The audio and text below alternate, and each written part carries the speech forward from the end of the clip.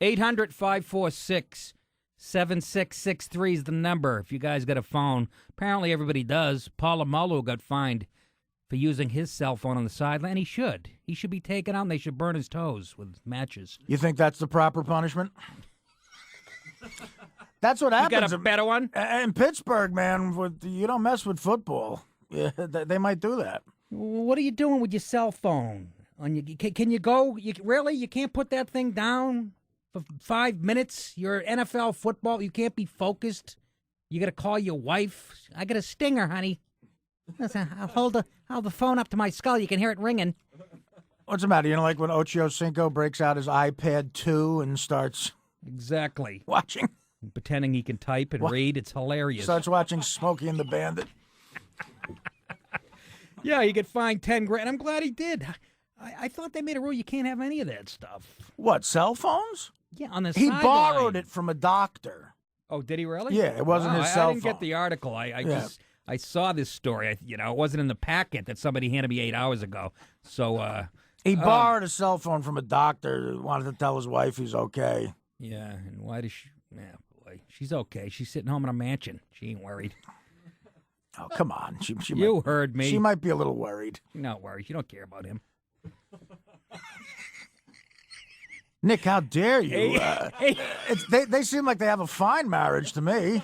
Yeah. I don't know the woman personally, but they seem happy together. I disagree. They seem.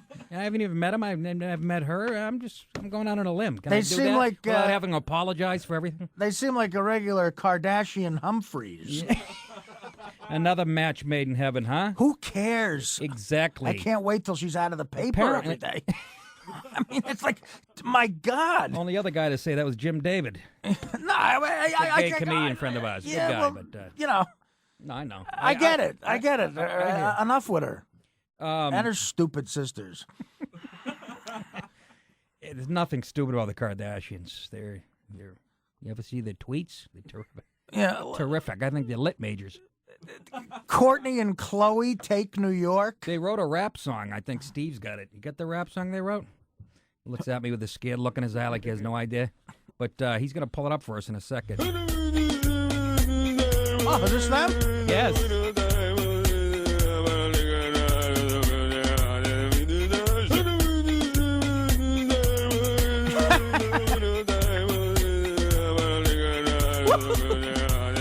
Yeah, I think Kim wrote that part right there. Oh, I thought that was Courtney when they were taking Miami. Shut up. Again, like this generation, you know how we get to quote MASH and all in the Family? Yeah.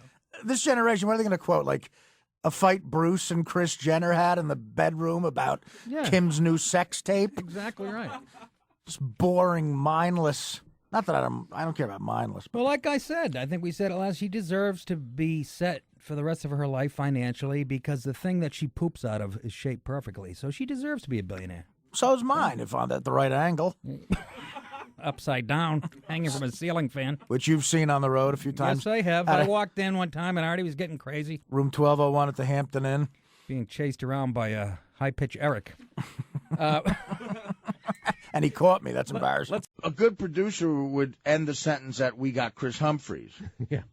That's what a good producer would. My cousin could have a tape of him on Good Morning America. That thing is, that whole story, that whole line has been boring me for a year. I can't even. It's just funny how incredibly dumb he is. Like, he's a big dummy, and it's clear that he is, and he's sort of a rube. And where's he from? Minnesota. No, originally? Lake Manitoba. Oh, jeez.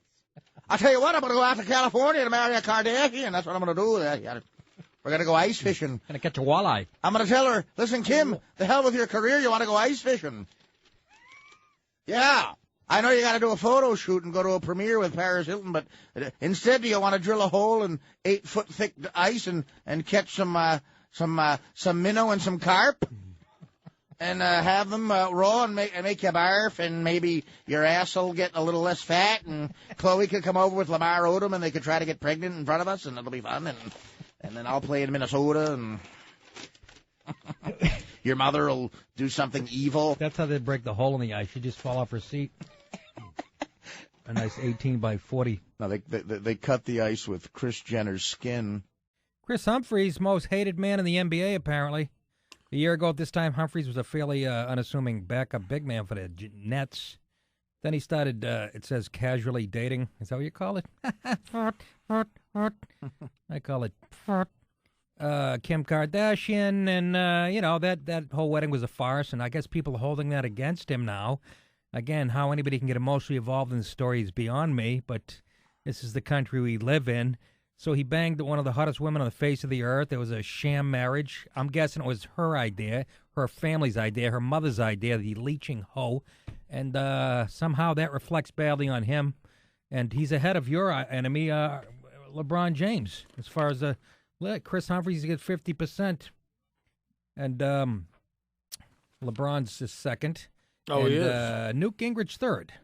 What the hell, ahead of Tony Parker? That's unbelievable. No, Kobe Bryant's third, which makes me a little happy. I thought I was the only one that felt that way. Could you imagine this poor kid Humphries, like some rube from Minnesota? Yeah. Good basketball player, makes it to the NBA, and then he meets this Svengali, this subhuman of a woman, this Bonham and Bailey. Disgusting devil in sheep's clothes, this con artist. A family whose name got famous because their father got a man off after he sliced a woman's head off, and an innocent waiter. But I'll tell you, what a wreck. Can't tell you. She's pretty hot. What a creepy situation that is, and it's clear the media's had it with them. Like, to stick around, you need some talent, and they don't have any, and they're only going to be famous as long as the media wants them to be, and it's clear they're on their way out. Like, every story is how they suck now, and eventually it'll be over. They'll be rich, but they'll be insignificant. Well, what did Paul Pierce do? No, again, I'm not an NBA nut here, but what did he do to be so disliked? What, beat the Lakers? Where is this poll coming from? What did he do? I think I'm trying to think which Kardashian he banged. Teddy Kardashian, the nephew. I don't know. I mean, if they hated every athlete that Kim Kardashian had sex with, there'd be no one to like in sports.